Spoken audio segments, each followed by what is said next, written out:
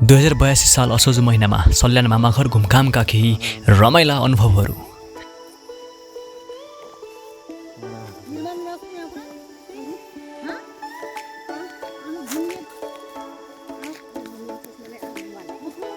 मामाघर जाँदाको बाटो यस्तो ठाडो पहाडमा तेर्सो बाटो, यति खतरनाक बाटो छ कि हिँड्ने बेला बाटो नहेरी हिँड्यो र लड्यो भने सिधै तल हो जाने त।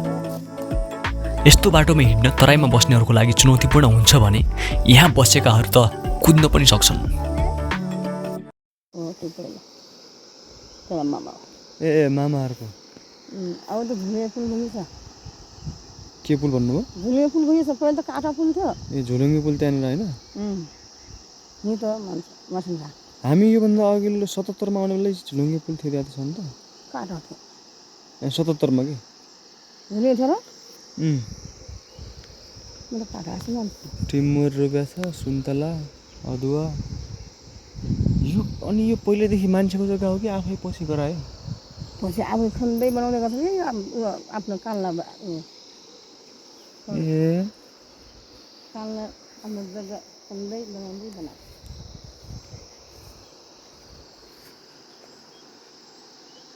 काफला ए यो त काफलको रुख होइन? यो सिस्नो है? सबै सिस्नो। फेरि बीज ओला चिल्ला आम्मा कस्तो फुल्यो, कस्तो डेन्जर छ यार। साँच्चै चाडबाड आएको जस्तो रौनक त यहाँ पो छ त। कस्तो राम्रा मखमली फुलहरू फुलिरहेका छन्। यस्तो सुन्दर दृश्य कहाँ पाउनु र खोइ सहरतिर। यो फुल मस्तको रहेछ कि लाउटे फुल हुने यही हो।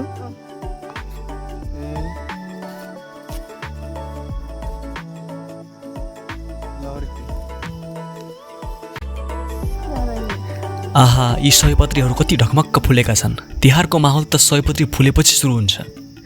यिनै फुलहरू त हुन् दाइ भाइलाई दिदी बहिनी र दिदी बहिनीलाई दाइ भाइ सम्झाइदिने। यो भनेपछि यो हाम्रो थियो पहिले,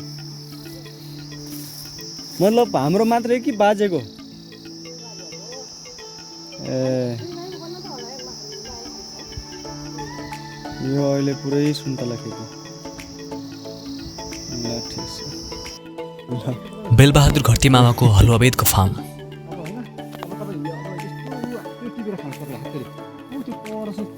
हजुर त्यो स्पेसल पाइप गएर चाहिँ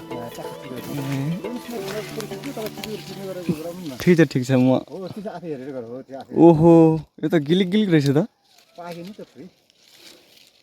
ओइ ए यस्तो आमा रस सुइरहेको छ यसमा त।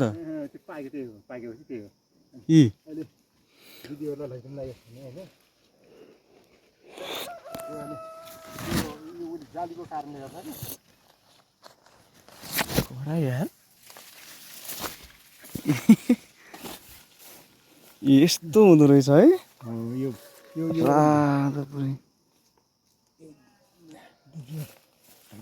अनि यहाँदेखि लिने बेला त अलिअलि पाकिरहेको लिन्छ होला है मामा? मतलब यस्तोलाई लियो भने त बिग्रिहाल्छ होला। ए जे होस् उता लिएर पकाउँछन् कि पाकिहाल्छ लिँदासम्म? पाकिहाल्छ, तपाईँ लिँदै गइहाल्छ। तपाईँले अहिले लिनुहुन्छ? हजुर लिँदै गइहाल्छ। अब कहिले आउँछन् त्यहाँ लिनलाई मान्छेहरू? मैले बेचिरहेको छु। मतलब गाउँघरतिर कि गाउँघरमा बजारतिर जान्छन् कि कस्तो? बजारमा पनि पठाउँछु, हजुर गाउँघरमा पठाउँछु। दिनको 2025 बिक्री भइरहेछ। कसरी छ यो किलोको 100 रुपियाँ। 100 होइन? किलोको 100 रुपियाँ। अब भनेपछि त यसमा किलोमा त कति 3-4वटा त होला? तिनवटा त्यस्तै लाग्छ। राम्रै रहेछ। किलोमा 3-4वटा यस्तै। कोही यस्तो छोड्यो के भन्छ, यस्तो छोड्यो नि त। यस्तो छोड्यो, यो छोड्यो किन छोड्यो? जालीले छोडायो।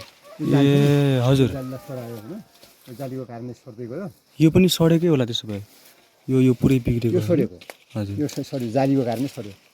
तपाईँको यो जाली छ नि त, यो जालीले जाने बेला उतातिर लैजानु नि, म टिप्छु है। हुन्छ मामा। फेरि ठ्याक्क यहाँ तपाईँले लगाउनु भएको रहेछ, मलाई थाहा थियो।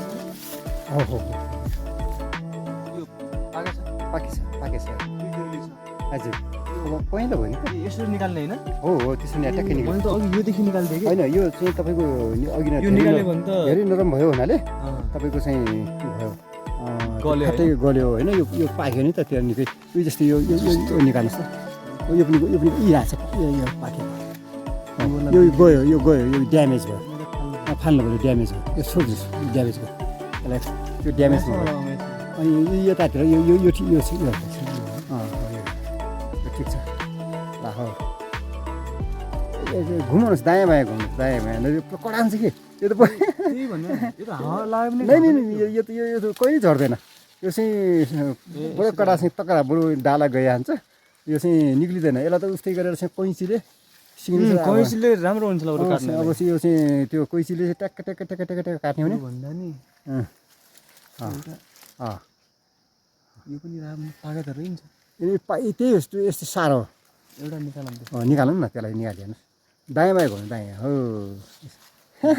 यो हो हलुवा भेट हेलो ल चाहिँ यो चाहिँ तपाईँको हलुवा भेट दिलबहादुर मामाको घरमा है फलाउनु भएको उहाँले मेहनत गरेर अब यसलाई चाहिँ लिएर खानुपर्ने हुन्छ ल मामा ल भान्जे राजा है ल हुन्छ हस् हेर्नु न खानु के खाने त यो गाले नि दत छैन त गारै यो निकाल्नु बजाउने के जा त यत्रो त्यो निकाल्ने होइन माउ सुरुमा हो त्यो निकाल्ने अनि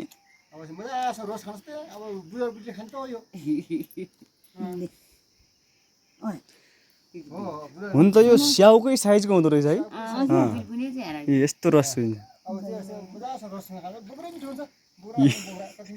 रस है मामाले खानु भएन त ठिक छ हजुर ए जस्तो बजारमा पनि यत्रो ठुल्ठुलो पाउँछ त्यही वाला हो यो ए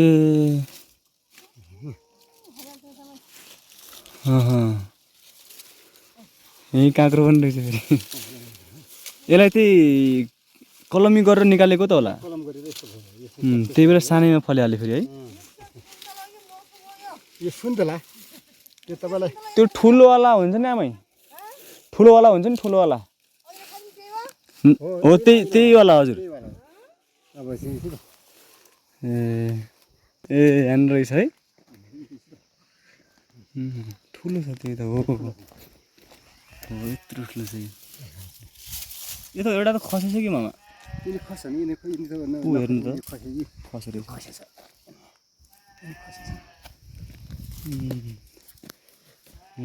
यसलाई ओहो यहाँ के रोक्नुमा छ काबुली छ ए हो यो ठुलोवाला यत्रो यसमा सेतो सेतो के भएको मामा यो सेतो त यो लाग्यो कि यसलाई हेर्नु त यो त के हो ए माटो पानीको छोपा भनेपछि यसको बोल्टहरू यति लब थोरै छ यो थोरै छ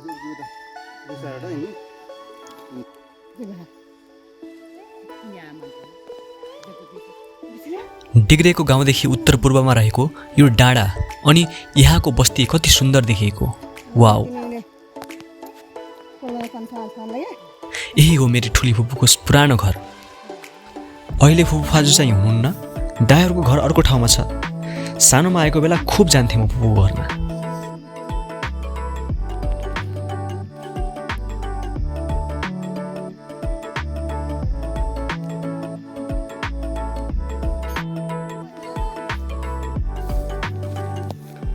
केसमा ठोकिन्छ भन्दैन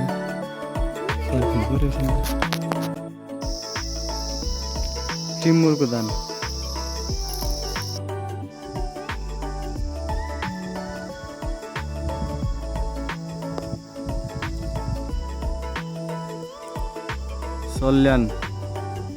सल्यानको डिग्रेको डाँडादेखि देखिएको यो दृश्य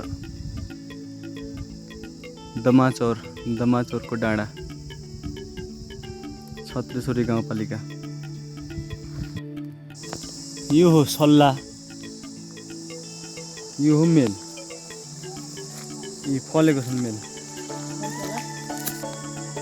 यो मेल टिपौँ है ए पाके छैन अझै कालो हुन्छ पाकेको खाने हुन्छ मेल पाक्यो भने तर अहिले त पाकेकै छैन काँचो के टिपिराख्नु मेल फुटेछ त आमै कुनै यो घामले हो छैन यो औसेलुको रुख यसको पात अनि यो हो चोथ्रा चोथ्राको रुखपात अनि यो हो टिमुरको रुख यी सब टिपिसकेका छ यी मेल है तिद्रै फला छ यो त दालचिनी नयाँ आमै जामुन हो हजुर जामुन हो जामुन फुल्न लाग्छ यहाँ घर फर्किने बेलामा समेत माथि डाँडाबाट उत्तरतर्फ देखिने दमाचौरको बिहानी पखको दृश्य नहेरिरहन सकेन र क्यामेरामा कैद गर्न पनि मन लाग्यो।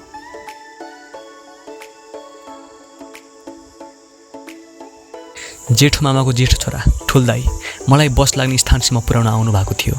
म भने उहाँको पछि पछि लागेँ किनकि दाइलाई बाटो थाहा थियो, मलाई थिएन। यसरी सल्यान मामाघर र त्यहाँको प्राकृतिक दृश्यावलोकन गरेर म घर फर्किएँ। आमा भने भाइटेका मानेर पछि घर फर्किनुहुन्छ। The experience was really great and cool. Thank you everyone for the great experience.